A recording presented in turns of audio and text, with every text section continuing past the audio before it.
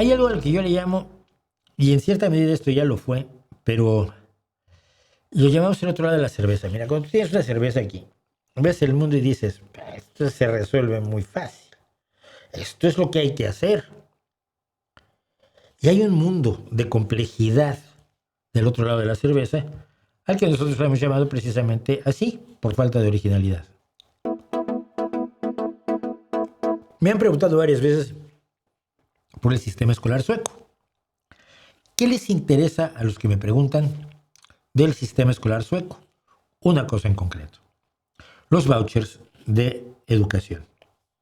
Es decir, que las escuelas privadas reciben dinero del Estado para que los alumnos puedan elegir en qué escuela quieren estar. El Estado paga a las escuelas privadas y esto les gusta muchísimo, porque tú sabes, el Estado es maligno, salvo cuando le da dinero a las empresas. Entonces es buenísimo.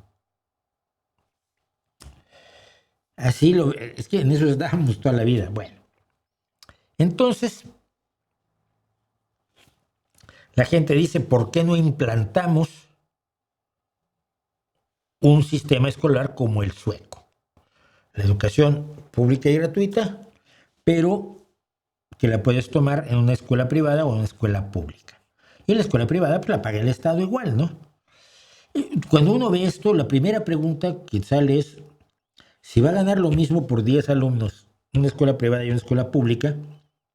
La escuela privada tiene que dar menos calidad de educación o peores salarios a los profesores o menos consumibles o menos atención a los alumnos o más alumnos por salón para tener ganancias, utilidades, beneficios. Es decir, las empresas no están ahí porque sean hermanitas de la caridad ni organizaciones socialistas, sino porque van a ganar dinero. Son escuelas que pretenden obtener un beneficio. Y entonces, aquí si das 10, los 10 son para atender a los alumnos, y aquí si das 10, pues 8 son para atender a los alumnos, porque 2 tienen que ser la utilidad, el beneficio, para que la Junta de Accionistas sonría en su reunión anual. Bueno, quienes te cuentan esto no conocen el sistema educativo sueco, entonces los voy a contar rápidamente. Primero que nada, la educación es gratuita para todos los alumnos, desde la preescolar hasta la secundaria superior, lo que llamaríamos bachillerato. Es un sistema descentralizado. El gobierno fija los objetivos y marcos de referencia nacionales, pero los municipios son responsables de organizar y operar la mayoría de las escuelas. La atención después de la escuela, lo que vendría siendo la guardería, está disponible para todos los niños entre los 6 y los 13 años de edad, también pagada por el Estado. Cuidado aquí. Los alumnos con necesidades especiales tienen opciones de escuelas normales o escuelas especiales. Hay también escuelas Sami para personas del pueblo Sami indígena. Los que son las escuelas independientes o fríscola empezaron a surgir a partir de un cambio en la ley en 1990, donde los padres y sus hijos pueden elegir entre escuelas que no les van a cobrar una colegiatura, una matrícula, pero que son municipales o privadas. Ahora, les voy a contar a ustedes esto antes porque muchos de los que dicen esto son españoles. España tiene lo mismo con las escuelas concertadas. El gobierno le da dinero a las escuelas privadas, generalmente de la iglesia, para que reciban a niños que no pueden pagar las colegiaturas. Completamente cierto. Salvo que luego a lo largo del año les cobran por los uniformes, por esto, por el otro, por lo demás allá, por la excursión, porque te miran feo, porque te miran bonito, porque ese libro no está incluido en el presupuesto, tienes que comprarlo. Las concertadas españolas le sacan dinero constantemente a los padres. Y esto lo saben los que defienden el sistema escolar sueco. En el sistema escolar sueco no pueden hacerlo, no pueden pedirle dinero adicional a los padres. Insisto, están reduciendo costos de educación, pero bueno.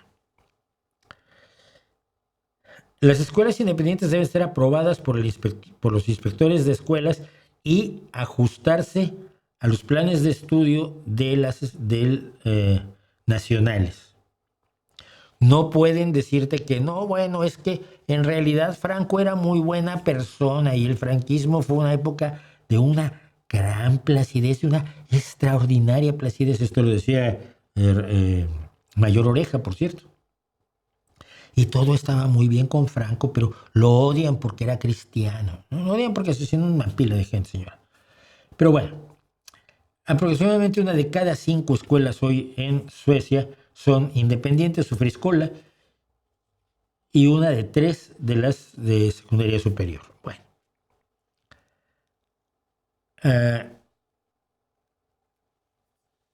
al parecer la mayoría de la gente en Suecia no está de acuerdo con esto.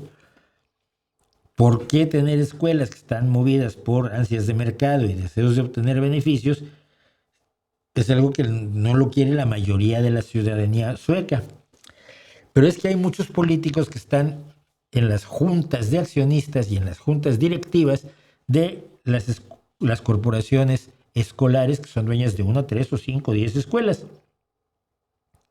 Las compañías escolares, porque son compañías que ponen escuelas como negocios, como quien pone una fábrica de chorizos o como quien pone un taller mecánico,